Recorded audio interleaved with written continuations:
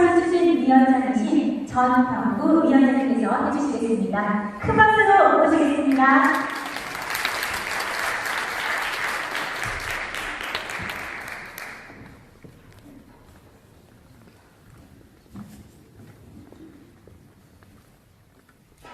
네, 반갑습니다. 바쁘신 중에도 한국 교육 발전을 위해 이 자리에 함께해 주셔서 감사합니다. 특히 일선학교에서 수고하시는 교장 선생님들께 감사의 말씀을 전합니다. 아시다시피 세계는 이미 제4차 산업혁명이라는 큰 흐름에 접어들었습니다. 이에 따라 세계는 그동안 세계선을 지켜왔던 기존의 생존의 패러다임을 버리고 지금과는 새로운 패러다임을 요구하고 있습니다. 지금 국제사회는 한국 사회는 극심한 운동과 진통을 겪고 있습니다. 그러나 이것은 새로운 시대를 배려하기 위한 호전이며 고통입니다. 기존의 틀에서 벗어나 새로운 틀에 적응한다는 것은 쉬운 일이 아닙니다. 대부분 사람들은 기존의 틀에 안주하려고 합니다. 왜냐하면 새로운 것을 읽는 과정에는 필연적으로 성장이라는 고통이 따르기 때문입니다. 새로운 계절이 오면 나무들은 온 힘을 다해 새로운 싹을 피우려고 합니다. 그리고 새 싹을 피우는 데는 많은 고통이 있다는 겁니다. 그러나 나무들이 고통이 따르더라도 새순을 띄우는 것은, 키우는 것은 그렇지 않으면 살아남을 수가 없기 때문입니다. 생명을 보존하는 법칙입니다. 세계도 마찬가지입니다. 새로운 시대에 적응하기 위해 기존의 뜻을 버리고 새로운 틀로 변모하지 않습니다.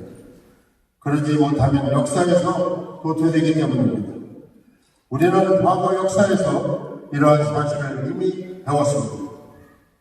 오늘 이 자리는 새로운 교육을 강론하는 자리입니다. 바쁘신 줄 알면서도 이 자리에 여러분을 모신 것은 오늘날 세계와 한국이 겪고 있는 분노와 고통은 궁극적으로 교육의 원인이고 그리고 새로운 미래로 출발하는 것 첫 출발이가 교육이기 때문입니다. 저희 테스트를 선자 중에서 감사하는 더군다나 한국 교육의 미래를 새롭게 하고자 하는 의미 있는 이 자리에 교육자의 한 사람으로 함께 할 수 있어서 또한 감사드립니다. 아시다시피 지금 이 시대는 새로운 변화를 요구하고 있습니다. 과거에서 벗어나 미래로 들어가기 위한 새로운 무언가를 요구하고 있습니다. 오늘 이 자리에 모이신 여러분들은 시대가 요구하는 새로운 무엇인가를 찾아 미래를 열고자 하는 우리 사회의 지도자라고 생각합니다. 한국 교육, 인문교육에서 답을 찾다. 과학을 탐구하고 가르치는 한 사람으로 매우 공감되는 주제라고 생각합니다. 인문학은 과학의 영혼을 풀어놓는 학문이라고 생각하는데 오늘 이 자리가 그러한 자리가 될 것이라고 기대해 봅니다.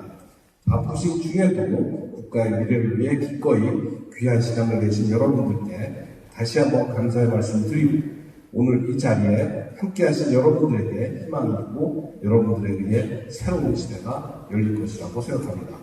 오늘 이 컨퍼런스가 우리 교육은 물론 새로운 미래를 여는 출발점이 되기를 진심으로 기원합니다. 감사합니다. 네, 고맙습니다. 테스트 강동학교 오준호 교수님의 축사였습니다. 네, 계속해서 이어집니다. 이제 보훈 행사인데요. 방금도 소개해 주셨습니다. 우리 원광혁 박사님의 주제 발표를 먼저 들어볼까 합니다. 원광혁 박사님께서는요, 서울대 응용물리학, 그리고 미국 미스콘스대 전산과학 석사, 그리고 미국 메릴랜드대 전산학 박사를 졸업하셨습니다. 현재 국가과학기술연구회 이사장으로 활동하고 계시고요. 또 카이스트 명예 교수시기도 합니다. 네, 원광혁 박사님께서 무대로 올라주셨습니다. 여러분들의 따뜻한 박수로 다시 한번 환영해 주시기 바랍니다. 네, 안녕하십니까.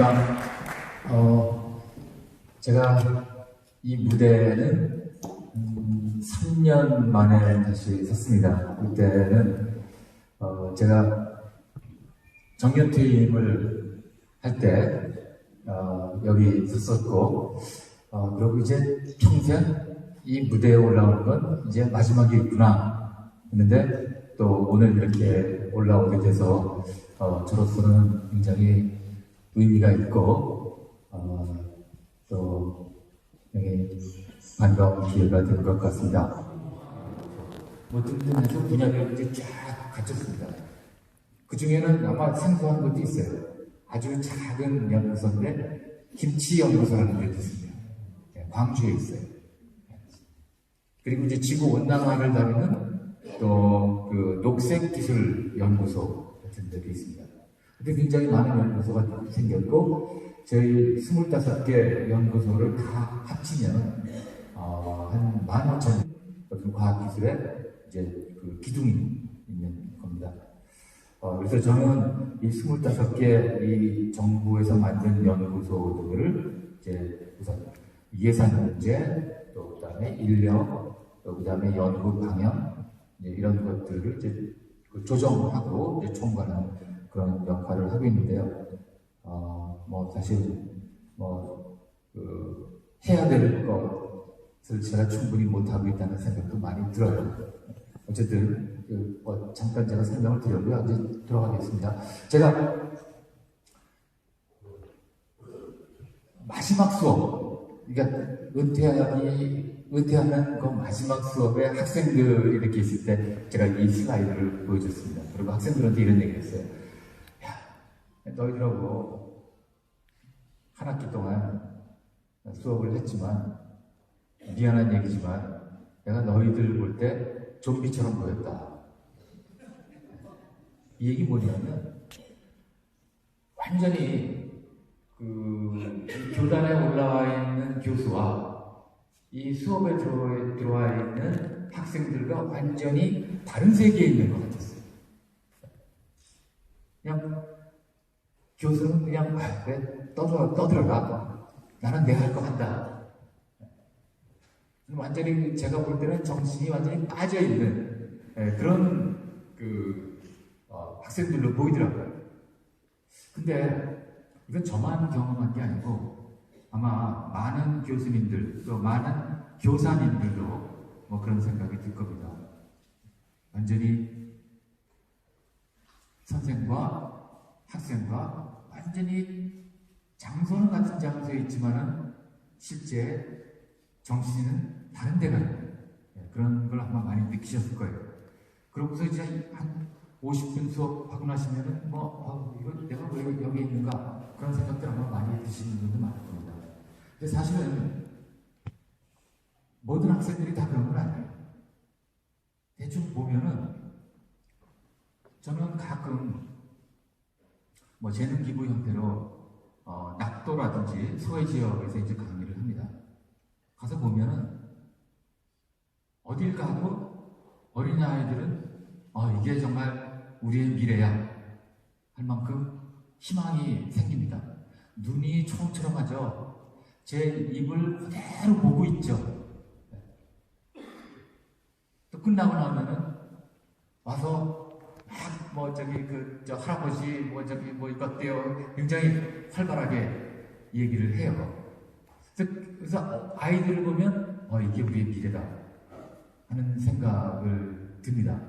어디서 제가 다 찍은 사진들인데, 그래서 초등학생도 그렇고 중학생도 그렇고 보면은 이렇게 강의하고 나면은 뿌듯해요. 그래서 내가 여기 온 보람이 있어. 그런데 이것이 올라가면 올라갈수록 상황이 이제 바뀝니다. 그래서 제 나름대로 학생들의 눈동자를 제가 이렇게 들여다봐요. 유치원 때, 초등학생 때 다 이런 모습이에요.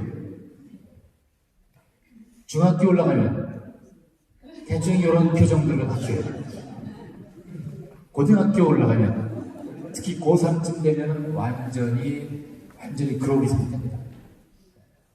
대학교 들어가면 대학에 들어가면 대충 어떤 모습일까요? 대충 본인이 대한민국 땅에서 태어나서 대학에 들어감으로써 할 일을 다 한 거예요. 우리 가문을 위해서, 우리 집안을 위해서 대학에 들어가 줌으로써 나의 할 일은 다 했습니다. 이제는 세상이 어떻게 바뀌든 뭐 별로 신경 쓰지 않아요. 대충 대학원 가도 크게 바뀌지는 않고, 또 가끔 저는 그 기업들 또 신입직원 워크샵 같은 데 갑니다. 신입직원 워크샵 가도 대충 3분의 1은 자고 있거나 혹은 완전히 다른 세상에 가 있거나 딴청하거나 대충 그런 상황인 것 같아요. 그래서 저는 이런 현상을 뭐라고 부르냐면 이것이 원광현의 영재 퇴화론인지 진화론인지 모르겠습니다만 이렇게 불러요. 이거 왜 그럴까요? 이러고 또 우리가 또 미래가 있을까 하는 고민을 합니다. 사실은 저는 낙도에도 가보고 서해지역도 가보는데요. 시설들 다 좋아요. 옛날 저희 공부할 때 그런 환경이 아닙니다. 다 첨단 컴퓨터, 실험 실습 다 좋습니다. 각 교실마다 대학교 못지않게 다 프로젝트도 걸려있고 다 컴퓨터가 되어 있고 다 좋습니다. 세계 어느 나라에 비해도 학생들의 능력, 실력 최고죠. 또 교사님들, 교수님들 다 최고 실력입니다. 저는 소위 세계에서 제일 좋다는 미국의 아이비 리그에서 하버드 대학에서 저는 가르쳤습니다. 그리고 또 아이비 리그 중에 하나인 펜실베니아 대학에서 제가 교수 생활을 했어요. 그래서 동료 교수들, 학생들 퀄리티를 알아요. 저희보다 못해요. 하버드 가도 저희보다 못합니다. 카이스트보다 못해요. 우리는 최고의 학생과 최고의 교사와 교수를 가지고 있습니다. 시설도 최고고, 문제는 그럼 최고의 교육을 제공하는가의 문제죠. 아마 그 대목에 대해서는 아마 그렇게 고개를 설레설레 찌으실 겁니다. 그래서 우리의 고민은 간단해요. 우리는 19세기 교육 모델을 가지고 20세기 교수가 21세기 학생을 지금 가르친다 하는 지금 그런 문제가 있습니다. 그러면 도대체 19세기 교육 모델이라는 게 뭐냐? 아시다시피 처음으로 소위 얘기하는 산업이라는 것이 생기고, 그러다 보니까 기업이 하나의 시스템화 되고, 또 그것을 지원해주기 위한 금융 시스템이 생기고, 또 그것을 서포트하기 위한 관료 시스템이 생깁니다. 그래서 이것을 기업이나 금융이나 관료에 필요한 인재들을 대량으로 양성을 해야 돼요. 그래서 우리는 어떤 걸 했냐면 하나의 공장을 지어서 거기서 대량으로 균일한 품질의 학생들을 그걸 생산하기 시작했습니다. 그러니까 학생의 교육도 기본적으로는 하나의 제조 시스템이에요. 대량으로 고품질을 만들어내야 됩니다. 그래서 예를 들면 하나는 공장이고 하나는 학교입니다. 겉모습 보면 어느 것이 학교고 어느 것이 공장인지 아시겠어요? 모르시죠? 네, 절대 알아낼 수가 없습니다. 또 그리고 그러다 보니까 공장에서 제조할 때 1등급, 2등급, 3등급 이렇게 하듯이 역시 학생들도 이 공장에서 만들어내는 것은 표준화하고 객관화해야 돼요. 그리고 정량화 해야 됩니다. 그래서 ABC로 하든 가등급, 나등급, 다등급으로 하든 어쨌든 등급화해서 우리는 만들어내 왔습니다. 그러다 보니까 어떻게 됩니까? 주관성이나 학생들끼리의 정보를 공유하거나 아니면 서로 도와주는 거는 어떻게 되죠? 그거는 하면 안 됩니다. 우리는 그런 걸 뭐라고 부르냐? 부정행위라고 그래요. 그리고 시스템은 수직적으로 갈 수밖에 없습니다. 관료 시스템적으로 갈 수밖에 없습니다. 사실 그 시스템은 산업혁명이 시작되고 벌써 꽤 오래전에 토마스 제퍼슨 미국의 3대 대통령 아시죠? 그분이 교육가였습니다. 실제로 본인이 캠퍼스를 설계했어요. 그것이 버지니아 대학을 설계했는데 대충 그 당시에 그 모습과 그리고 지금의 모습을 보면 거의 같습니다. 기본적인 아이디어는 이거예요. 이게 토마스 제퍼슨이 실제 설계도입니다. 이게 대학이에요. 기본적으로는 가운데에 뭐가 있어요? 가운데에 통제하는 헤드쿼터가 있어요. 그리고 각 분야별로 뭐 영문과, 기계과, 뭐 전자과, 뭐 사회학과, 역사학과 분야별로 다 나눠져 있고 이것을 중앙에서 통제를 하는 거예요. 그러니까 전형적인 관료 시스템 형태로 디자인이 됐습니다. 여기서는 어떠한 소통이라든지 공유가 필요치를 않아요. 전문성만 살려서 그 분야에 최고의 품질을 가진 그 제품, 즉 학생들을 만들어내면 됐습니다. 전 참 오늘 오전에 참 그럼 카이스트 교정은 어떤가? 이게 들여다봤어요. 역시 카이스트 교정은 그 버지니아 대학과는 조금 다르지만 기본적인 형태는 각 분야별로 세분화해서 각 분야별로 고도화시켜서 거기에 전문가를 내보내자 하는 그 기본적인 것은 역시 여기에도 적용이 됩니다. 근데 어느 날 제가 캐나다에 있는 조그만 예술대학의 그 총장하고 얘기할 기회가 생겼습니다. 정말 캠퍼스가 아름답더라고요. 그래서 정말 총장님 지난 20년간 총장하셨다면서요? 그렇습니다. 이 캠퍼스는 내가 만들었습니다. 정말 캠퍼스 아름답고 정말 좋습니다. 근데 이걸로 부족합니다. 왜 그러세요? 여태까지는 우리 예술대학도 회화 전공, 뭐 조각 전공, 또 음악 전공 이런 식으로 나눠서 있지만 이제 그 시대는 지났습니다. 내가 희망이라면 캠퍼스를 페이스북과 같은 캠퍼스로 만들고 싶습니다. 페이스북과 같은 캠퍼스는 어떤 캠퍼스죠? 아직 모르겠습니다. 그러나 이제 중요한 것은 소통과 공유와 협업입니다. 그런 얘기를 하더군요. 그래서 우리가 인재는 앞에서 얘기했던 산업시대의 인재상과 그 인재상을 만들어내는 교육이 나빴다는 얘기 아니에요. 그때까지는 좋았습니다. 근데 이제는 그 당시의 인재상과 지금의 인재상은 틀리고 따라서 그러한 인재상을 구현해내는 교육 시스템도 그때와 지금과는 당연히 달라야 된다 하는 얘기가 되겠죠.